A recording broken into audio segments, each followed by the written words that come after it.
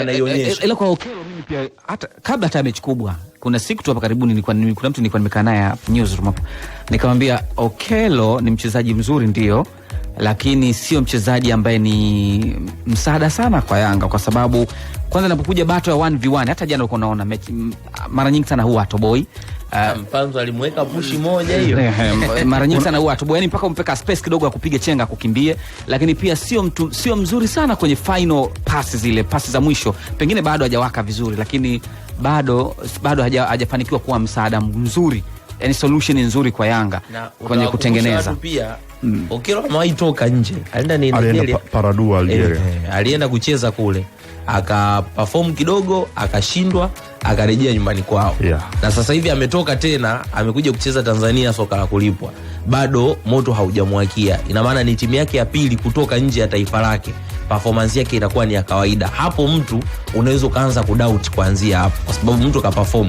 Wakina Chama hao waliwahi kutoka wakaenda nje wakashindwa, akarejea Tanzania, bado ukaona performance yake ilikuwa ni ya kawaida, lakini akarejea kawa alitafuta akajipata. Kwa hiyo ni kuna muda ambao unaweza kuanza kureason kutokana na performance ya mchezaji ambavyo kujadili matukio yaliyoamua mchezo siku ya jana. Na tunapoanza kujadili matukio, nataka niungane kwanza na Irene Kilango kutoka Zanzibar, atupe brief ya matukio fulani ya kabla ya mchezo yaliyotokea, alafu tuje tujadili matukio ya uwanjani. Utakusemeje kwanza kabla sijaenda kwa Kilango? Kuna kitu nataka nimkumbushe Cheo. Unajua Yanga kipindi na msajili Depu, cha kwanza ambacho alikuwa anatakiwa kukitambua ni Depu mshambuliaji ambaye anafanya operation zake vipi. Ukimwambia Depu drop down kuja kuchukua mipira, aanze kufanya operation kama anazofanya Dube, uwezo kuona huo ubora ambao hata ule anaoonyesha kwenye timu ndogo. Depu ni mshambuliaji ambaye anacheza mithili Kagere, Dedri kwenye penalty area pekee. Na ndio maana Yanga wakamleta, kwa sababu muda mwingi walikuwa wakipiga cross azimkuti Dube kwenye eneo sahihi. Usitarajie kumuona Depu kwa sababu Dube hayupo sehemu sahihi, au yeye pasi haipigwe kwa eneo sahihi. Kwa sababu Dube anavyocheza muda mwingi anafanya majukumu mengine, na operation zake Dube, ili mradi upate ubora wake lazima aanze kwenda pembeni, umuone ame drop down kuja kuchukua mipira. Lakini Depu yeye anafanya operation kwenye ile yadi 18 tu, na ndo wanapoonekana ubora wake. Pakikosekana marisho mazuri, uwezo ukakiona hicho kitu ambacho anakuonyesha Depu. Tokea yupo kwa Angola, ameenda Gil Vicente, ametoka pale ameenda La Dunia. Vyote ndo wanavyofanya. Hata huyu Alan Okello, kocha wa Yanga, ndo anashindwa kumtumia. Ili lazima ngoja kwanza. Kocha wa Yanga anashindwa kumtumia kivipi Okello? Anashindwa kumtumia. Unapomsajili mchezaji yoyote lazima uweze kumprofile. Muangalie position ambayo Alan Okello anacheza kwenye national team ya Uganda. Nyuma ya mshambuliaji. Yupo Vipers, anaonyesha ubora mkubwa.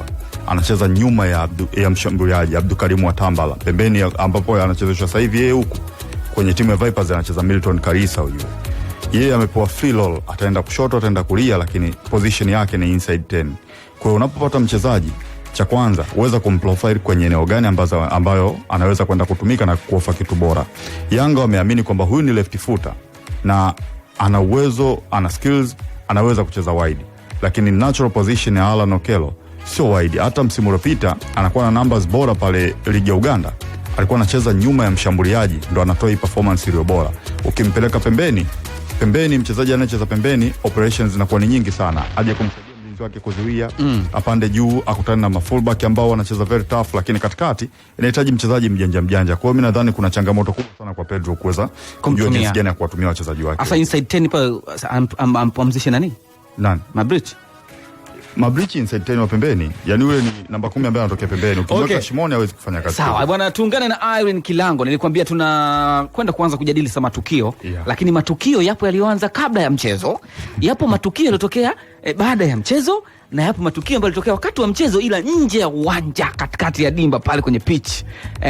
Yapo mengi sana yalitokea. Tuanze na hayo kabla ya mchezo. Irene Kilango, vipi kwanza bwana, kwema? Kwema, tumeshaamka huko. Na unajua leo tayari timu zinajiandaa kuondoka. Kuondoka hiyo pili sasa. Simba wanaondoka, muda so mrefu Yanga wanaondoka nao pia. Tuko mbele yetu muda huu. Aha, kumbe sasa hizi ushaamka tayari, ushaenda kwenye haraka za kuwanasa kabla hawajapanda boti. Kabisa. Hongera pia kwa kazi ya jana. Kazi ilikuwa kubwa, imeonekana watu wakiingia pale Bongo Teaser FM YouTube ama Instagram wanaona namna ambavyo kazi. Shukrani. Kwanza mmeenjoy dabi. Dabi kwa kweli ilikuwa tamu. Inaangalizika. Inaangalizika. Ilikuwa inaangalizika. Yes, kutokea hapa visiwani Zanzibar maneno yalikuwa mengi sana, especially kwa dadi ambayo wamepewa mwamuzi Mwinchui, na toka tupo Dar es Salaam nakumbuka kila mmoja alikuwa anaongea lake, lakini siku ya jana nafikiri nilimsikia rais wa TFF Wallace Karia ile ya kusema kwamba kuna mtu hata angepelekwa kizimbani kama angezingua dabi ya jana kabisa. Inazito kidogo, lakini kiukweli ilikuwa lina maana kubwa sometimes kwamba chochote kifanyike, lakini mwamuzi awe na kazi sahihi. Lakini mimi kidogo naona aliyemtunisisha ni line one, wasaidizi wake. Kwa hiyo kidogo niliona changamoto kipindi cha kwanza na changamoto kipindi cha pili. Hizo ni changamoto ambazo niliziona, lakini binafsi dabi ilikuwa nzuri. Dakika 90 zilikuwa nzuri, matukio ndani na nje ya uwanja ilikuwa. Tuanzie matukio ya nje kwanza. Matukio heka za namna ya uingiaji. Waliingiaje kwanza jana? Maana hao hizi timu bwana hizi waliingiaje uwanjani jana? Usinifunge maana kuna mambo ya jela. Sawa. Toka siku ya kwanza mimi nafika huku mpaka siku ya jana, nikaweka zilikuwa nyingi sana, kila mmoja akiwa haamini kama sehemu aliyopita ni sahihi, maji yatamwaga. Sijui ni maji ya baraka ama la. Confused. Kina nani kwani walimwaga maji? For me niliona mambo hayo yakijitokeza, na nafikiri utafuatilia video mtandaoni.